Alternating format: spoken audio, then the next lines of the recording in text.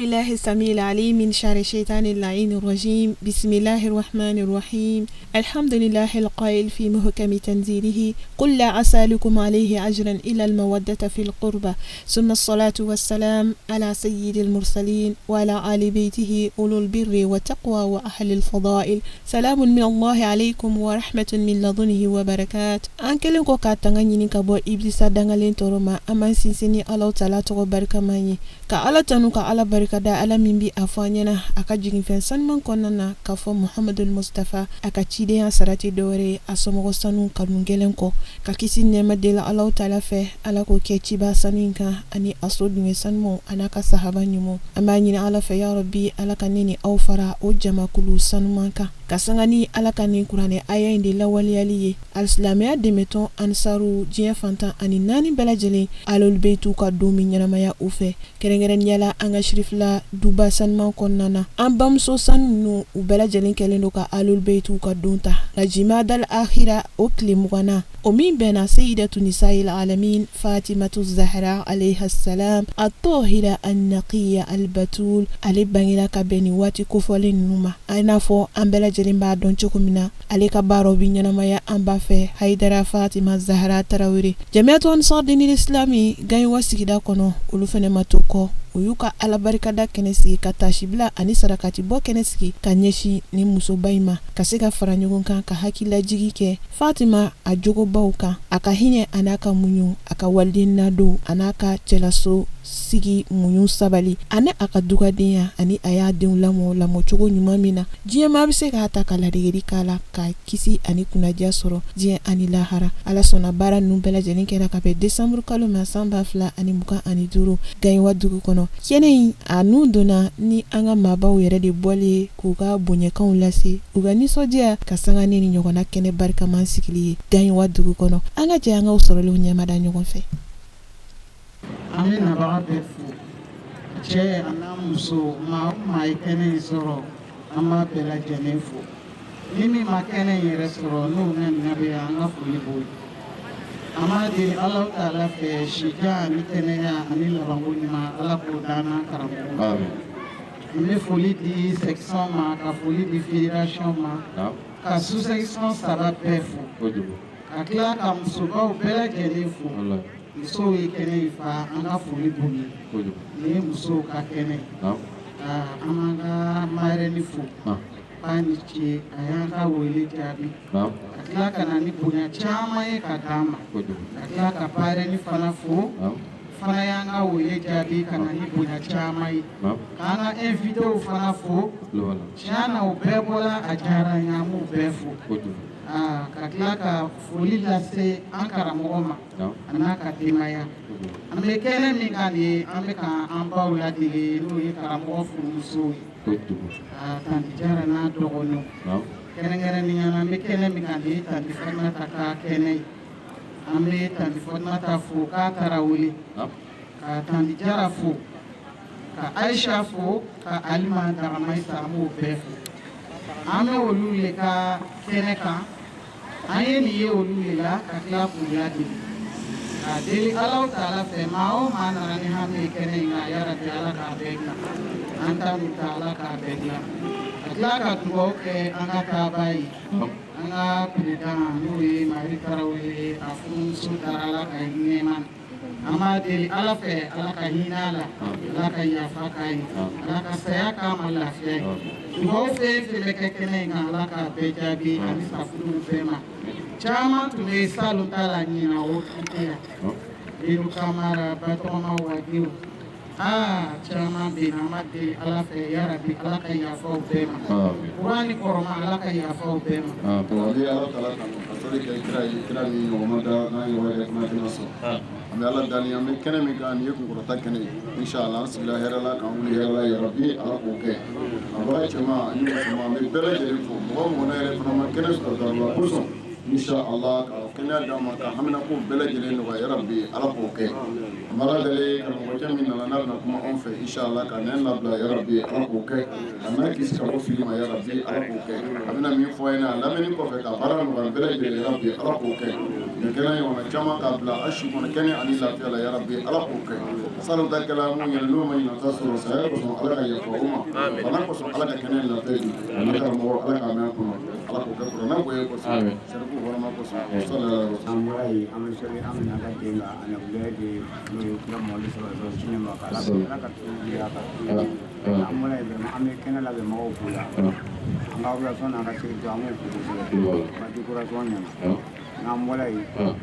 na ka chi so ku anga pi so ku ka kuli da amala ka ma mo so lu me kura ji ka ngene na be ma amai ba ya sa lo hamna hamna ka ala ka ambe ko no dara ko mala amai nanga muso ba mala mo nanga pi yan ko dara muso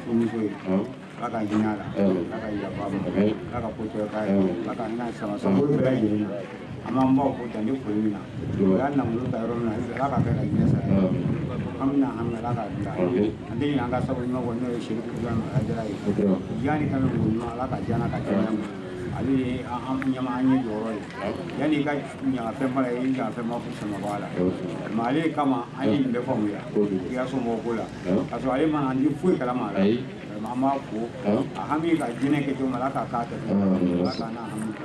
be kene ni ka ni be mala ya kene ka ka lo jama mama no be ba awa ku ba ni ko sali akara do no ko bi ko sali jara ka mala ta ka dama ko jara ka bo ya ko ka sali fo shila ko ka fo kene ya wallahi ko de sen no kala mo ko ba shila amen kala ni furu ko ala sawu ko kambe na bole ya me se kalam ko jere ma no yi kusan ko ne wallahi jalo ko kai na na ke ya foliti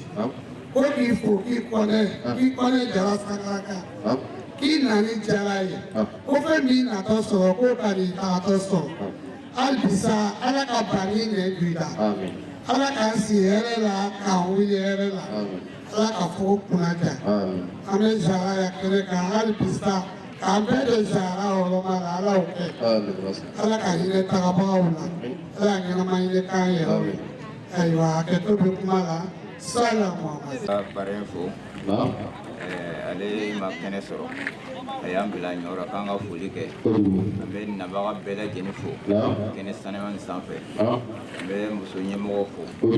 ambe sige son fo ka bidiro son fo ka kalmo ko chefo ambe asin ta kabla kenenka kene sanema ko ambe do ka bela jeni nabaga fefe ambe fuli ko bela jeni kene ala fi ala ka jama amman kalmo ko deme ambe fuli kai ala ka na deme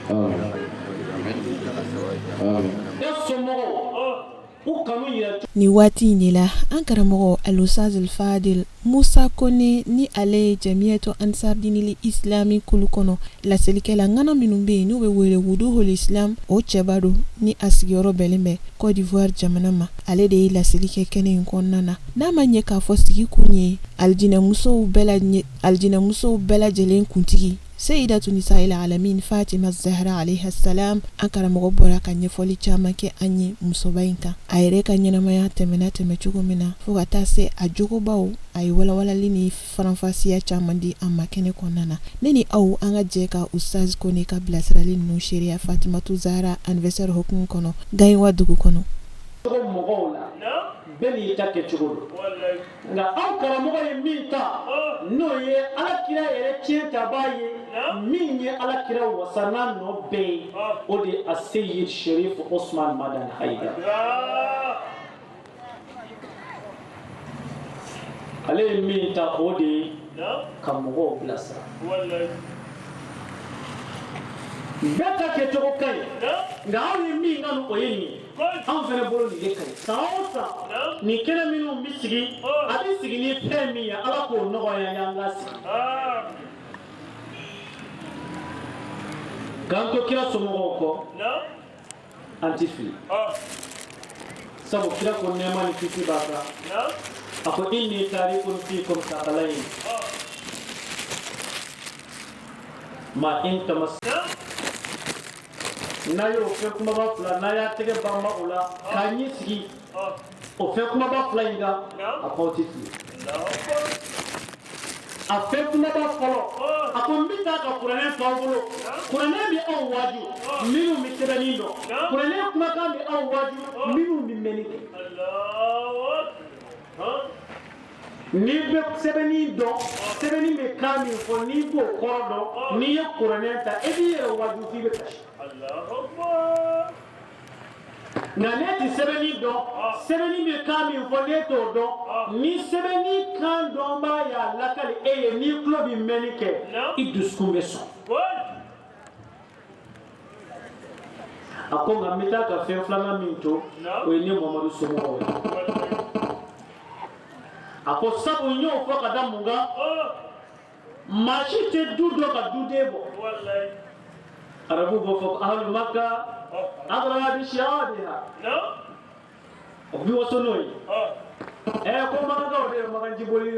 jipoyidaw n'a jiboli siraw dɔn nin kuma in ye zana de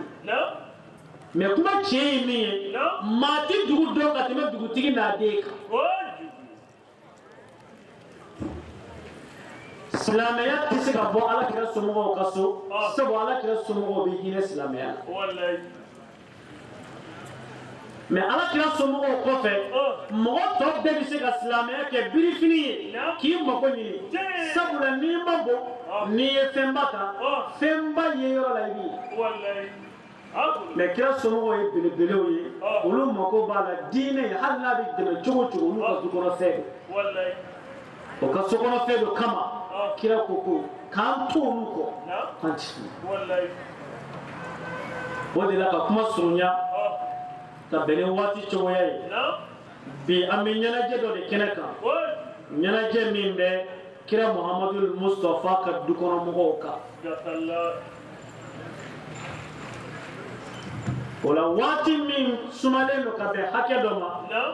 walanna dɔ de bɛ labɛn min bɛ bɛn ni o waati in ye nka e kan'i jigi d'a kan ko e bɛ se ka Fatimatu ka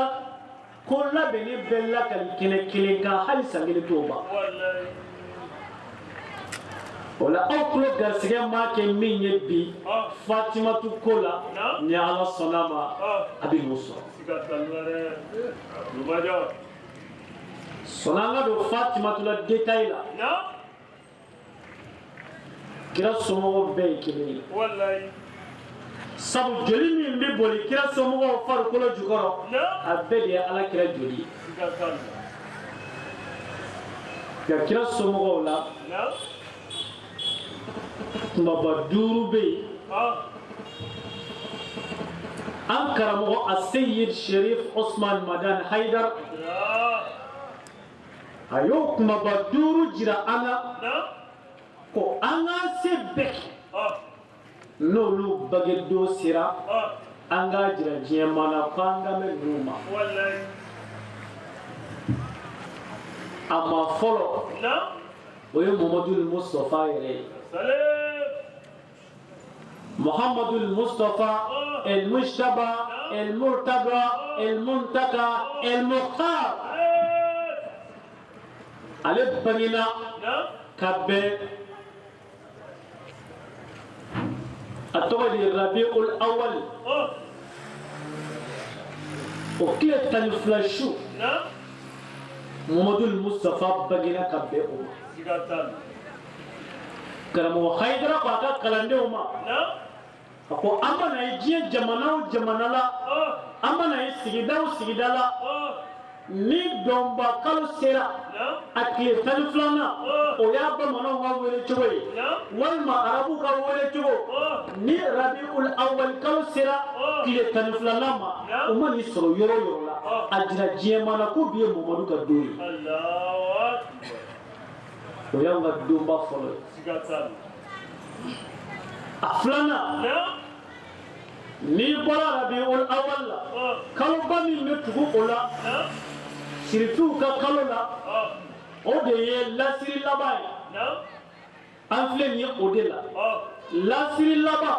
o ye Fatimatu Zahraw ka bangeni don ye ono do fene anzo yoro la ajira yenga ula ko ngambe kira ka sumo ma ko be Fatima kadui wallahi akulu ni temena lasiri labaka kalo min metugo ola o ya arajaba kalo yi wallahi arajaba kalo no sira o kletan sabashu o asadullahi li ghalibi ali ibn abi talib o yo kabangini dubu no sera kito jiye dugu la yoro la ajira yema la ko biya ala kira somo ka dogo iseko dira kalo bawre mi metugo la kira somo to la kalo la o de suwalo magono wallahi suwalo magono kile saba no sera kito jiye yoro la dugu la imana ke la la ajira o tiula o sigida mogo la ko suwalo magono kile saba na do ko kira somo ka do yi ayo Sayyidina Hussein Sayyidu Shuhada Ali bangina ka be suwalo magono kile saba wallahi kalo bawale mi midauka o suwalo kalo ni suwalo kalo jola o kile tan duru no yi soro yoro la jamakulu cela kika jira o jamakulu mogo la ka fo suwalo kalo kile tan duru shu ko yi shirifu ka dodo yi o de Sayyidina Hassan ibn Ali Hassan al-Mushtaba o yo ka bangini doyi ni don duru karamo haidara ni da ka kalande ma ko ai ni nyana maya wala kalande mi yoro la dans la 5 continents 42 pays kono a bebe ni nyana jeyna ka beni claim ko ni kil fly kono na ma do bala bi do bala shi ka be kalo yi chogo amba dele ala fe kena ala ka sigi here la ala ka wuli here la bi amina kuma jonde ka ni ma duru ina amina kuma mika ni ma duru ina o de Fatima az-Zahra as-Siddiqa al-Naqiyya az-Zakiyya al-Tahira al-Mutahhara al-Muhdatha Fatimatul Batul biye Fatimatu Zahra kadoi Fatimatu mi ni afak mba wele ko ummu abiha kadogo dewu de kacha me demi misega afak baya soro o kadogo dewu Fatimatu fano e Muhammadu Mustafa yi akme Fatimatu de wele ko ummu abiha akoni ba sababu chama mbona asababu doit me Fatimatu bangina kiraya dukuna wallahi nga Fatimatu ma kiraya dudia titri daireka aya yele do o de kosɔn diɲɛmaaya dɔ Fatimatu Zahra a bangena kiraya du de kɔnɔ mais a ma kiradenya titiri ta mɔgɔ caman bɛ a bɛ bange maaba du kɔnɔ mais maaba jogo ti y'a la o de kosɔn denw ti ka u faw bɔ dubaw bɛ ka datugu a lajɛ kɛ karamɔgɔ min den b'a ɲɔgɔnna bɔ a ka ca karamɔgɔkɛ den tɛ se ka karamɔgɔ bɔ parce que karamɔgɔkɛ muso tɛ karamɔgɔ ba bɔ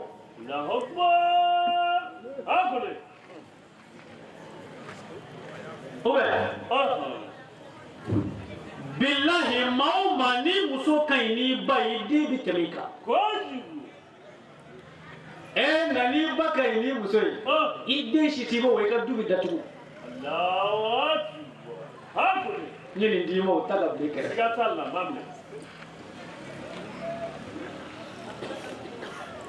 muso ni cɛ ye pili siri mɔɔ ye o se ka taa ka ɲɔgɔn to kɛcogo foyi t'o la n'i ye cɛw jamakulu bila yɔrɔ kelen na o t'i mɛn n'i ye musow fana dama bila yɔrɔ kelen na o t'i mɛn mais n'i ye cɛ ni muso fara ɲɔgɔn kan kɛnɛ kelen kan o kɛnɛ tɛ wuli ala hɛrɛ la o la an tɛ se ka taa ka ɲɔgɔn to mais ni muso furula cɛ o cɛ ma n'a sera k'a yɛrɛ majigin k'a yɛrɛ kolo ka ɲani ta ka cɛ ka lafiya ta o cɛ in denw bɛ tɛmɛ cɛ in kan taa siri fila an karamɔgɔ ka so n'o ye Aseyid Sherif Osman Madan Haidara ye Haidara den ye diɲɛ silamɛ bɛɛ ye kɛrɛnkɛrɛnnenya la ansaw bɛɛ ani kanubaw mais Haidara denkɛ kɔrɔba n'o ye Mamadou Madani ye siɲɛ caman anw ɲɛna Segu ye karamɔgɔ bi bɔ Bamako ka na tournée na ni su kora n'an ko an bɛ karamɔgɔ ka mobili ko a tɛ sɔn fa tɛ sɔn anw bɛ ji de bɔ ka na mais fa yɛrɛ b'a fa ka mobili den minnu b'o cogo la n'olu ma tɛmɛ o fa kan jɛn bɛ tɛmɛ o kan wa musow ta de bɛ ten munna karamɔgɔkɛ den t'a bɔ karamɔgɔkɛ ye kalandentigi de ye n'a sigila ka so kalandenw bɛna d'a ma a b'o kalan donc kalanden minnu bɛna d'a ma karamɔgɔkɛ muso kan ka baara minnu kɛ ka barika sɔrɔ kalandenw b'o bɛɛ kɛ karamɔgɔkɛ muso sigilen bɛ ko ale ye patron ye donc ale bɛ to patronnya la parce que kalandenw b'a bolo ka cɛ ka entretien kɛ o de b'a to kalandenw bɛna barika bɛɛ ta ka taa n'a ye k'ale denw jara bila ayiwa a ye o faamu kɛ donc i yɛrɛ kɛ naloma ye waliden bɛɛ ladon nka diɲɛ n'a ye e yɛrɛ k'i cɛ ka baara kɛta dɔw kɛ i denw la sini kan Fatumata Zahra ye dubaden de mais a ma sɔn ka dubadenya titiri ta ale de tun b'a fa ka baaraw kɛ ale de tun bɛ sigi a fa kɛrɛfɛ ka fa ɲɛnajɛ hali ni joli tun bɔra a fa la n'o ye Mamadu Mustafa ye Fatimatu de tun bɛ a joli furakɛ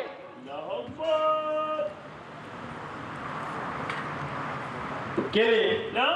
ala ma wuli fiyewu f'a yɛrɛ woloba nana fatu n'o ye Seyidatu Khadija ye Khadija fatulen Khadija tun bɛ jɔ Alakira ye kɛnɛ kan jɔyɔrɔ o jɔyɔrɔ la Fatimatu ye o jɔyɔrɔ bɛɛ ta a ma misɛnama kitabutigi caman ko nin de kosɔn kira tun b'a wele ko ne ba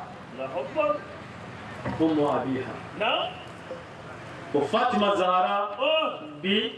an bɛ o de ka bangeni nisɔndiya kɛnɛ kan o la ni Ala sɔnna an bɛ Fatima d'i ma i tɛ sɔɔra k'a kunda surun e ka se ka caman faamuya Fatimatu la k'a sɔrɔ aw ma waati jan ta ka Fatima fɔ e ye Fatimatu Zahra هي بنت محمد صلى الله عليه وسلم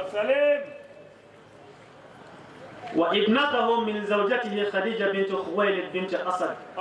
بن عبد العزى بن قصى رضي الله عنهما ويشار إلى أن نسل رسول الله صلى الله عليه وسلم يستمر عن طريق فاطمة الزهراء رضي الله عليها رضي الله عنها ako Fatima Zahra wala kira dir wallahi Fatimatu ala kira ye Fatima bange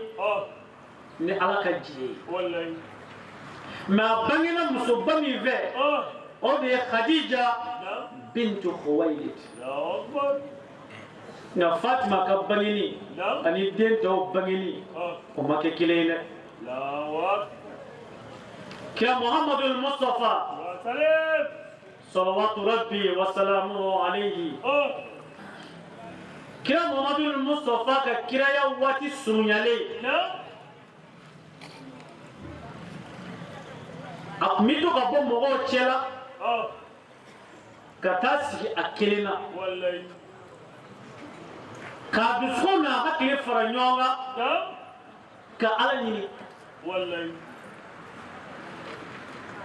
ya salama ke kiraya wati usunya ala sona o wati nunde kono Fatima to Zara abangina ka kira to obara suya nunde semene tigo balla kali hasiba riwayat alla kali chugola ngamina minta alla kali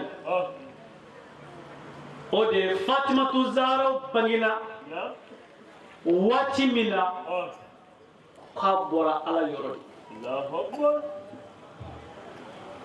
okore kira Muhammadul Mustafa ayi kanto furmuso Sayida Khadija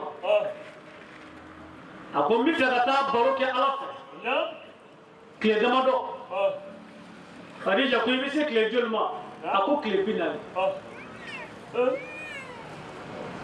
Khadija ko kile binani ebi to ke ka baro ala fewa ako Khadija ko okmana nena laben kiye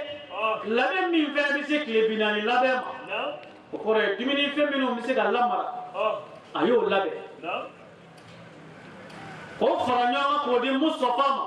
e ba famu chogo mina yala an fe ya sisa dimini minu mi se ka mara bashi jala bala dege mugu bala ani dima wele ani gari wala an ba famu mina iya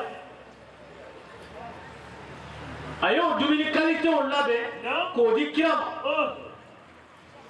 ako no ya sura muso nyumanye muso chebi mi ve aba deme odela ko mi etita jumana fibita barola ala fe wan fara lembika leki ogamba mina tali salima ta aya aba keture misali ko tarima be mi ndogoma bi ala mele no kuma fotolo basura akirito la sigata la de ni yo ke am dawi amonu klepi na ni ebito bega ka neto ya amonu ne te sego se porte de wallahi akuma ne daro mi ke chugo na yo foni farma fa ne sigi bani no ne ya ne ka kote e bula dara blew wallahi depuis ne ko ka jeni fini chama changer badena ne ba be ko re be ko no e ka kun dara koy Allahu Akbar me Khadija mo akon fara le bika ikala koina ima ko be jomina ape ko mala de bitana Allahu Akbar kitabu tiki ka fotogola kira Muhammadul Mustafa tara o chogo de la kata ifereni alay katoka kuma mama mina nikle bina ni mina dafa katokulu wokono abibala mina abalaka noro bado doni amadi mina la dala Allahu Akbar o noro abalaka ye noro folike ko assalamu yakra ika salam ko kishi fama ko kifoni kishi kira ko kibaru dumembe ako ne Jibrila ngala kado bi ko tabina dima robbe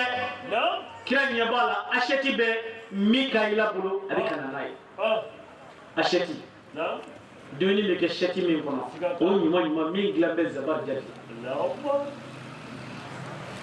Mikaila sira ni sheti ayo di Jibrila ma Jibrila asheti min kabi Muhammadu ma ako fama ko kan dima kire ya dele aya soro pom de ba Jibrila ko ibita so ko mi shunedo ibi shunti ga ni pom ye mata binga fara eka su tigɛlen kɔ ni nin pomme in ye ni ala sɔnna ma i bɛna den dɔ sɔrɔ o den in bɔra ala yɔrɔ mais i bɛ pomme in dun don min o don e kana taa dugu la dɛ i jija i ka si so bamanankan faamu cogo ɲuman bɛɛ la hakili b'a faamu ala sɔnna kira segila o cogo de la ni pomme in ye a taara so kɔnɔ bisimilali bɛɛ kɔfɛ a ye pomme in dun ala sɔnna o su de ala y'a latigɛ fatimatu ye dɛbɛ sɔrɔ garisɛgɛ sɔrɔla o don de o de ala sɔnna fatimatu nana bange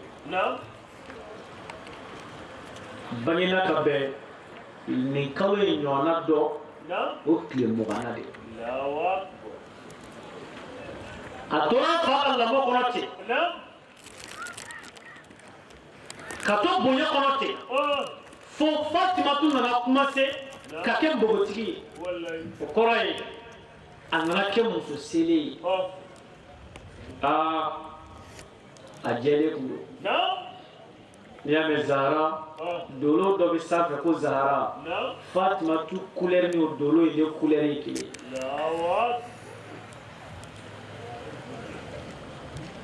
fatimatu tora ten fo a nana se furu ye sahaba bɛɛ tora maa t'a ɲini maa ye n'i ye fɛn o fɛn ye kira ka so ɲini na muso ɲini na a kan bɛ fatima ma maa t'a ɲini maa ye dɛ a bɛ k'a ɲini a yɛrɛ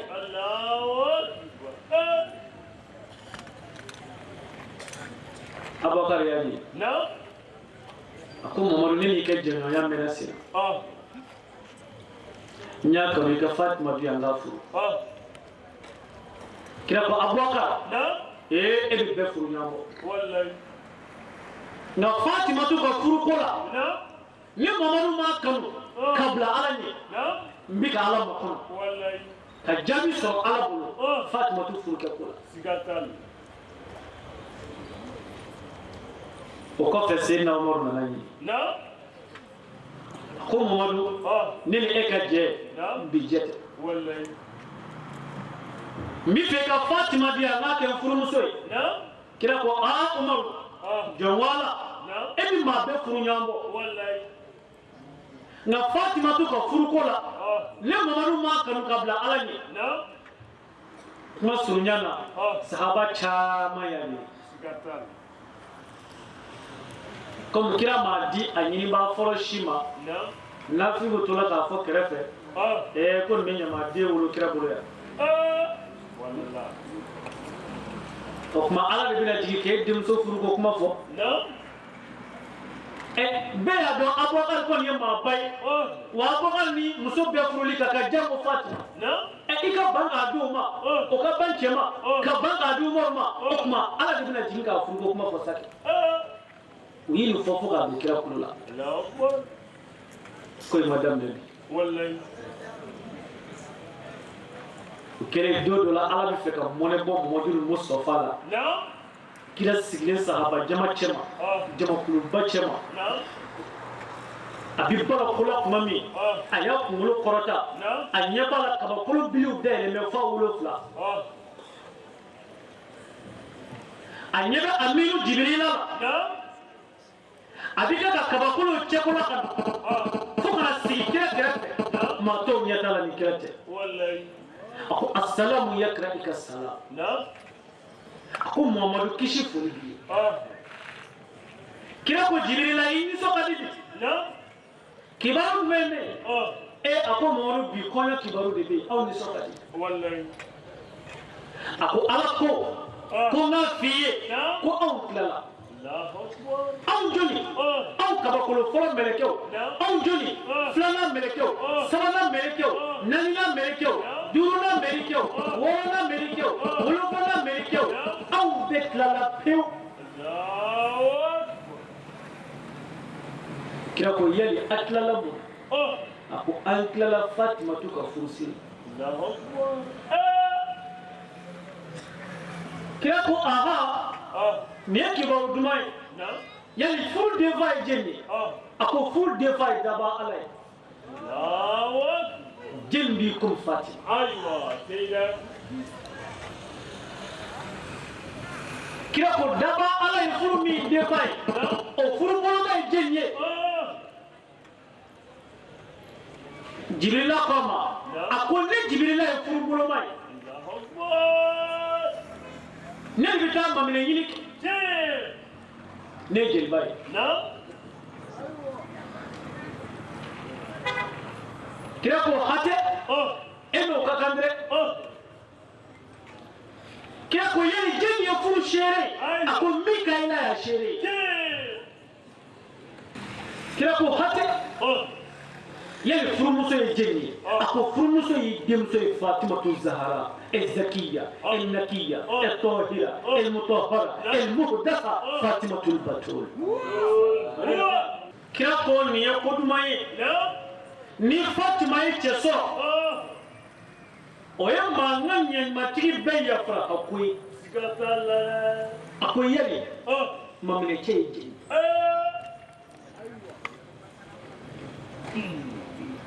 جبريل ko ni taw do e kan ne fleta sigatal ay Jibril la je anyi be fini mi la Jibril la anyi be o fini nyona la akere fe sigi ba Allahu akbar ako ni te mamle che de ngi nyilinga Asadullahi al-Ghalibi من حب المن سيادة بين تجابا أنت بن سوميكي بين تجابا أنت بوتي بن زكوانا بين تجابا أمر بن عبد الود الأمير بين تجابا علي بن أبي طالب سيبولي ودفع أقول لم يسمعوا قولا بعد كلام علي ولم يتبعوا قولا بعد كلام علي بيني وبينك وما بيني وبين علي بيني وبينك وما بيني وبينكم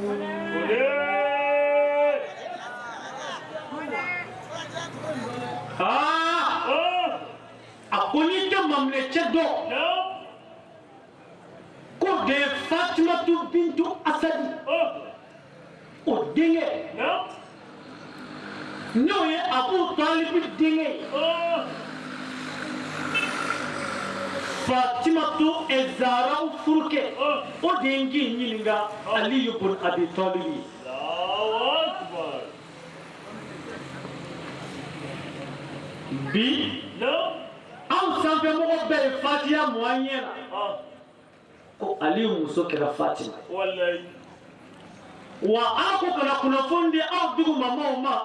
ko a yɛrɛw ka laada lakile ka Fatiya mu an ɲɛ na ko Aliyu ye Fatima fo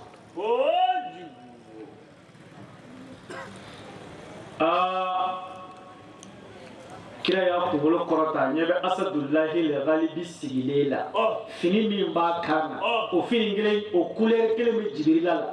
o couleur kelen bɛ Mikaila la o fini couleur bɛ Israfila la o fini couleur bɛ Azraila la kabakolo fɔlɔ mɛlɛkɛw a bɛɛ bɛ uniforme na kabakolo filanan mɛlɛkɛw a bɛɛ bɛ uniforme na kabakolo sabanan mɛlɛkɛw a bɛɛ bɛ uniforme na fo kabakolo 7 a bɛɛ ye uniforme kɛ ni Ali ibn Abi Talib y'o o Fatimatu Zahra mana mina ni furu sirila kira ko Fat Aliyu ma ko furu nafolo Aliyu ko kɔɲɔ kɔni mina kɛ nka furu nafolo Fatimatu y'i kanto a fa ma n'o ye Mamadu Mustafa ye a ko furu nafolo Mamadu bɛ jɛna o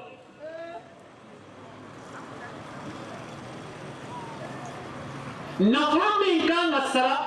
ne kunkɔrɔ n jɛna ko ka furu Ali ma e Mamadu bonya kama nka Ala k'o kɛ bɔda ye k'o di sirifi kanunaw ma diɲɛ kɔnɔ kakla ko ke bodai ko dishrifika noma saya sigara wati ko ke bodai ko dishrifika noma kaburu kununi wati ko ke bodai ko dishrifika noma na harakina joli wati ko ke bodai ko dishrifika noma mindana turu wati ko ke bodai ko dishrifika noma bataki mne wati ko ke bodai ko dishrifika noma siratu tiga wati ko ke bodai ka shirifika noma do aljina Fatima tuka funa fula aya sarala aungam wallahi abe fofur mi mako alamandi de Fatima dewi Allahu akbar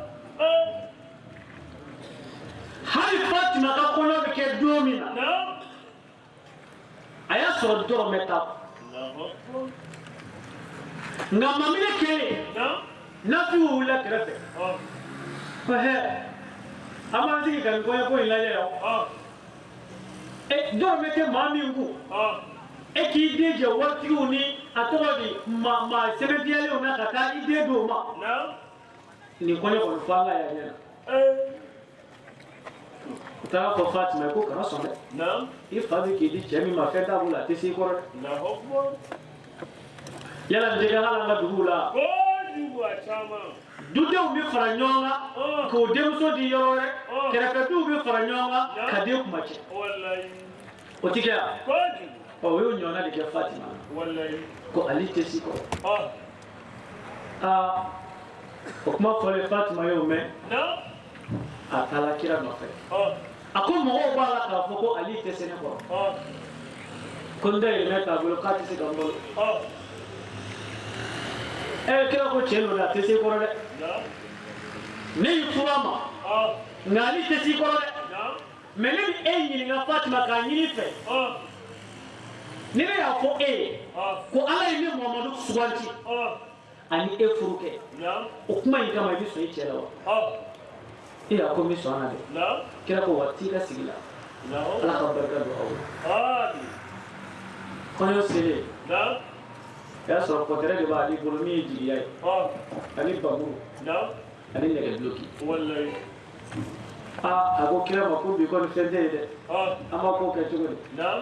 kira ko ali fende ami ko ke ko ako kira ma ko net na nga bamuru ni nga ko tere ni nga ne bloki fere kira ko ay bamuru ne ko tere to ne bloki fere gi ga ko na ke kani de jomai ya da mana wala ngadi wallahi ala ka meso ala sona Fatima furula ali mata gatal demino mbora ula ulu de shirfi wallahi wa ala sona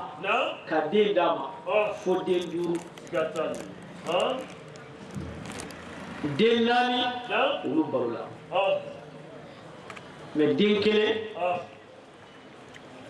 mo balu denge saba ayo so demso fla ayo so wa aliyo muso wala furu kafara Fatima wallahi ay denge saba mi so afolo ya Hasan ni afla mai Husaini asabana o yemu Husaini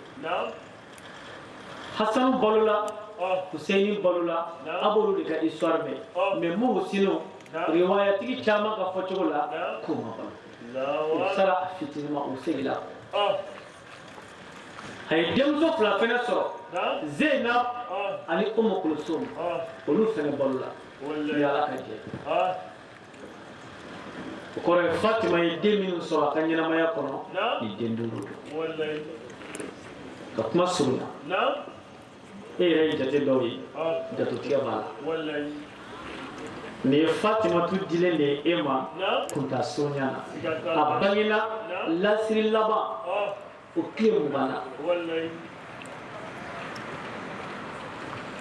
abangina kira kaso ka konkira ka kiraye ni samduru do kote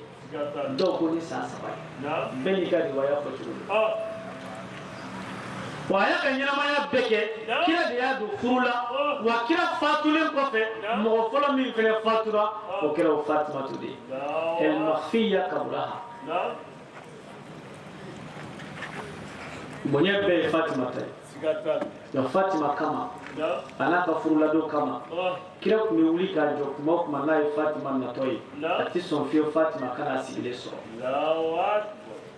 Alhamdulillah nin kɛnɛ sanumanba in a kun cɛra ni an karamɔgɔ Alusazil Fadil Arune Kone ni ale ka duwawu ye. Billahi minash shaitanir rajim. Bismillahir rahmanir rahim. Allahumma salli ala Muhammadin wa ali Muhammad. Bismillahir rahmanir rahim. اللهم إنا نسألك ونتوجه إليك بنبيك نبي رحمة محمد صلى الله عليه وآله وسلم يا أبا القاسم يا رسول الله يا إمام الرحمة يا سيدنا ومولانا إنا توجهنا واستشفعنا وتوسلنا بك إلى الله وقدمناك بين يدي حاجاتنا يا وجيها عند الله اشفع لنا عند الله يا أبا الحسن يا أمير المؤمنين يا علي بن أبي طالب يا حجة الله على خلقه يا سيدنا ومولانا إنا توجهنا واستشفعنا وتوسلنا بك إلى الله وقدمناك بين يدي حاجاتنا